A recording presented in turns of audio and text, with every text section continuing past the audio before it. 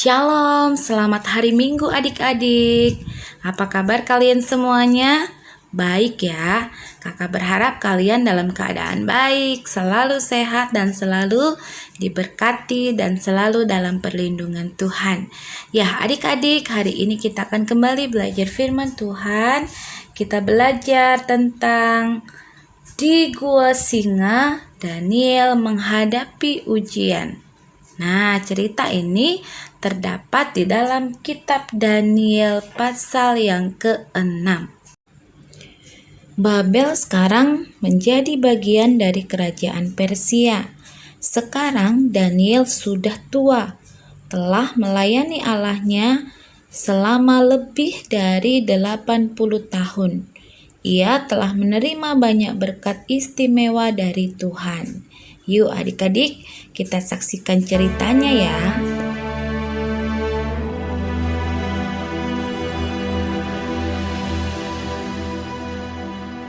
Darius, orang Media, menerima pemerintahan ketika ia berumur 62 tahun. Lalu, berkenanlah Darius mengangkat 3 pejabat tinggi atas kerajaannya. Dan Daniel adalah salah satu dari ketiga orang itu. Maka Daniel ini melebihi para pejabat tinggi dan para wakil raja itu, karena ia mempunyai roh yang luar biasa, dan raja bermaksud untuk menempatkannya atas seluruh kerajaannya. Kemudian para pejabat tinggi dan wakil raja itu mencari alasan dakwaan terhadap Daniel dalam hal pemerintahan. Tetapi mereka tidak mendapat alasan apapun, sebab ia setia dan tidak ada didapati sesuatu kelalaian atau sesuatu kesalahan padanya. Daniel ini dalam kamar atasnya 3 kali sehari ia berlutut, berdoa, serta memuji Allahnya. Maka berkatalah orang-orang itu, "Kita tidak akan mendapat suatu alasan dakwaan terhadap Daniel ini, kecuali dalam hal ibadahnya kepada Allahnya." Kemudian bergegas-gegaslah para pejabat tinggi dan wakil raja itu menghadap raja. "Ya Raja Darius, semua pejabat tinggi kerajaan ini telah mufakat supaya dikeluarkan suatu larangan agar barang siapa yang dalam 30 hari menyampaikan permohonan kepada salah satu dewa atau manusia, kecuali kepada tuanku ya Raja, maka ia akan dilemparkan ke dalam gua singa. Dan buatlah suatu surat perintah yang tidak dapat diubah menurut undang-undang orang Media dan Persia." Demi didengar Daniel bahwa surat perintah itu telah dibuat, pergilah ia ke rumahnya dan mendapati Daniel sedang berdoa dan bermohon kepada Allahnya. Kemudian mereka menghadap raja dan menanyakan kepadanya tentang larangan raja. Daniel tidak mengindahkan larangan yang tuanku keluarkan, tetapi 3 kali sehari ia mengucapkan doanya. Setelah raja mendengar hal itu, maka sangat sedihlah ia, dan ia mencari jalan untuk melepaskan Daniel. Bahkan sampai matahari masuk, ia masih berusaha untuk menolongnya.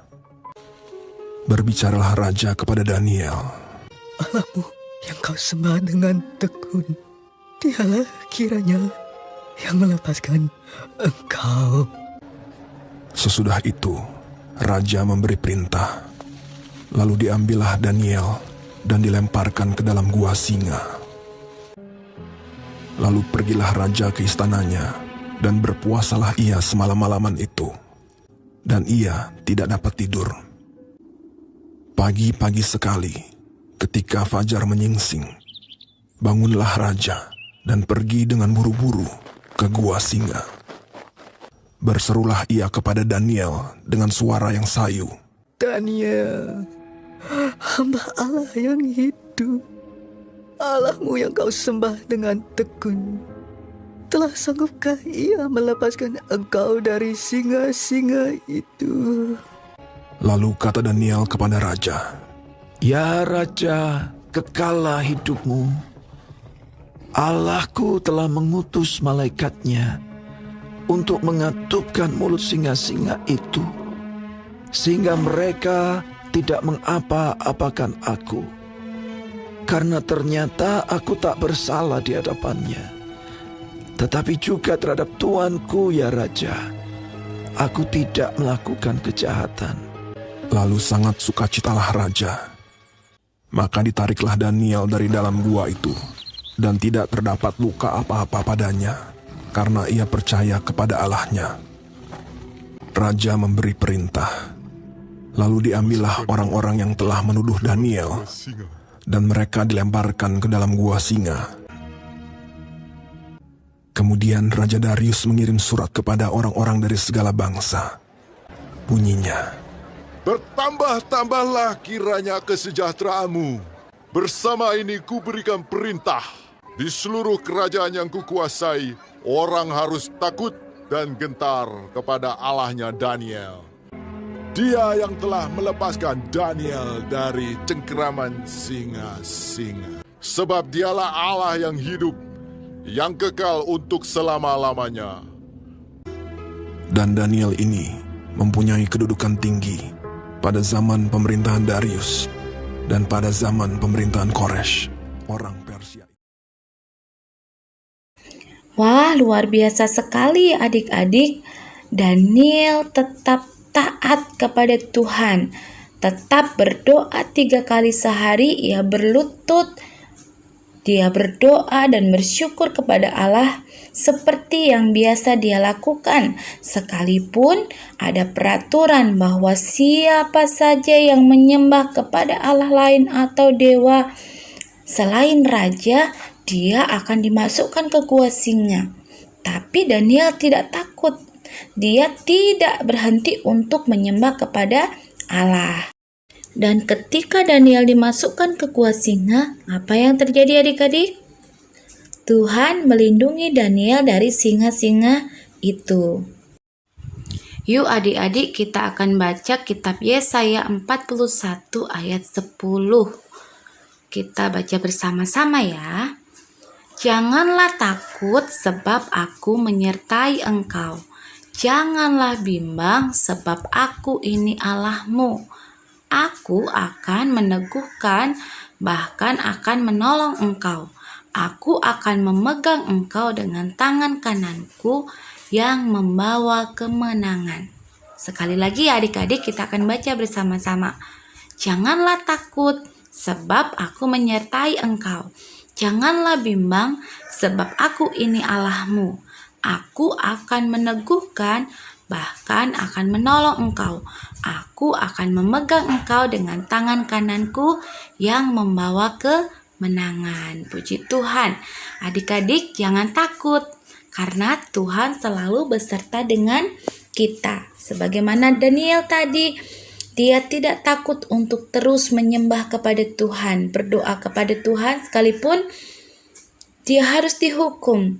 Tapi Tuhan menyertai dan Tuhan menolong. Nah adik-adik, kakak mengajak kalian semua untuk meneladani sikap Daniel ya, yang terus rajin berdoa kepada Tuhan. Adik-adik di rumah ajakin mama papanya berdoa ya. Setiap hari kita berdoa kepada Tuhan, memohon pimpinan dan penyertaan Tuhan. Adik-adik jawab pertanyaan ini ya.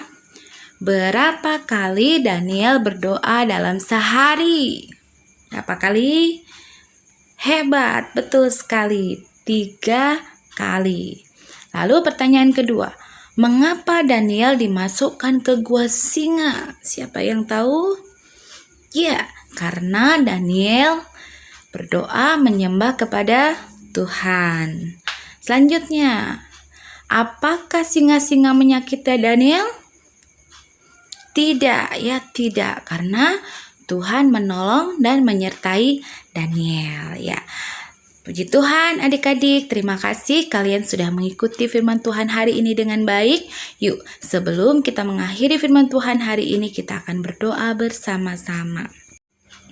Tuhan yang baik, terima kasih ya Tuhan, karena Tuhan senantiasa menyertai dan menolong kami semuanya. Ajarlah kami untuk taat kepada Tuhan, rajin berdoa dan bersyukur kepadamu. Terima kasih ya Tuhan. Dalam nama Tuhan Yesus kami berdoa. Haleluya. Amin.